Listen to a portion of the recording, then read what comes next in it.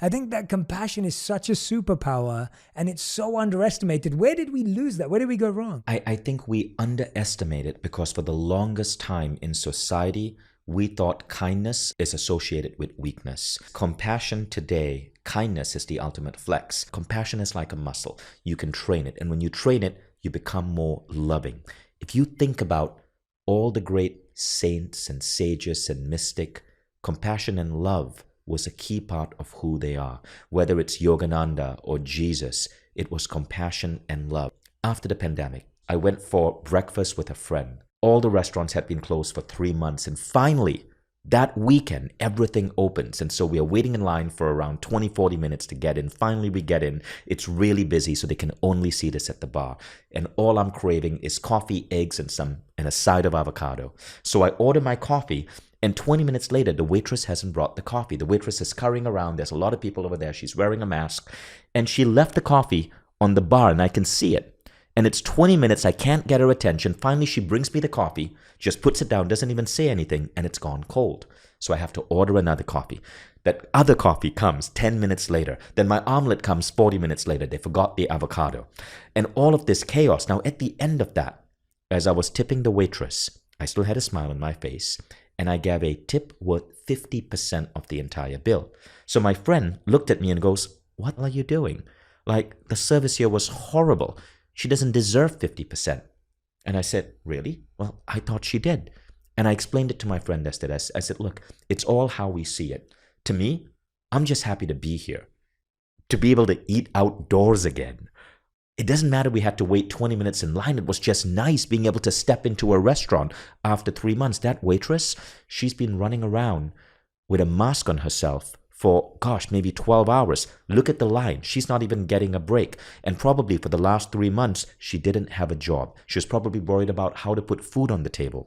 And that's why I gave her a 50% tip. I don't care if my coffee was cold or my avocado came late. That didn't even register for me. Rather, I was in a state of appreciation, of love, of awe at the humanity around me, even if it was a little bit messy. Compassion had put me in that zone. When you see someone else, even if it seems like what they did is wrong to you, you look at them with a sense of empathy, with a sense of understanding. And it is that understanding that changes and reframes your definition of the world. So I'm not saying do compassion so you become a better tipper. I'm saying do compassion because the world becomes a more beautiful, alive, connected place. And your life becomes more peaceful. Now, the side effect is, everyone you come in contact with, you bring happiness into their lives. And the world needs that today. What I love about that example is that it shows something in a personal way that we all experience. And it's so fascinating because I've been experimenting with something similar in a professional setting. So a lot of people would say, "Oh yeah, you can do that with a waiter or a waitress at a store, but then what about someone in your workplace?" And I realized that if you go hard on people, and people experience this, I think we've all had experiences of it. We've all had bosses who were hard on us. And I found that when my bosses were hard with me, it closed me off. It didn't open me up. Whereas if someone checked in with me and said, "Hey Jay, you look like you're struggling a bit. Is everything okay at home?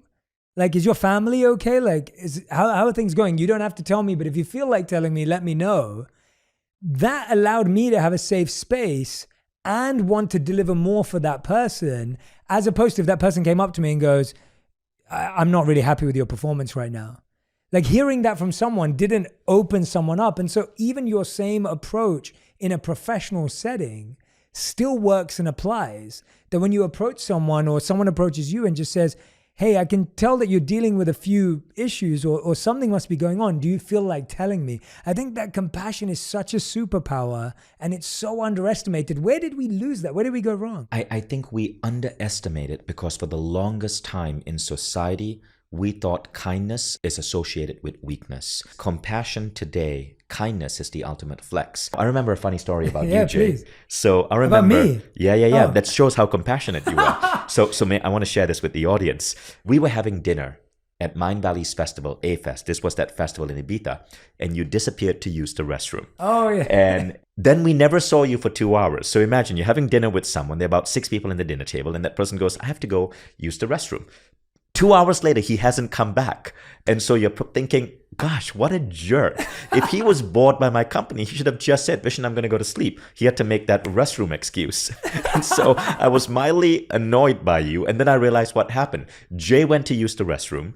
And as you were coming out of the restroom, one by one, people were coming out to take photos with you or ask you for advice. And you stood there for almost 2 hours, talking to everyone, taking photos, giving them the advice they needed. And then you were so tired, you went to sleep. That's compassion. And see, you may have done that almost just organically, but I never forget that. And that put you at hero status in my mind. No, well, I honestly have to say it's because you attract the best people. Like the culture and community of the quality of individual that comes to Mind Valley events is really special. And, you know, I know so many A-festers in my personal life as well, like Irvin, who's one of my closest friends, Irvin Valencia E.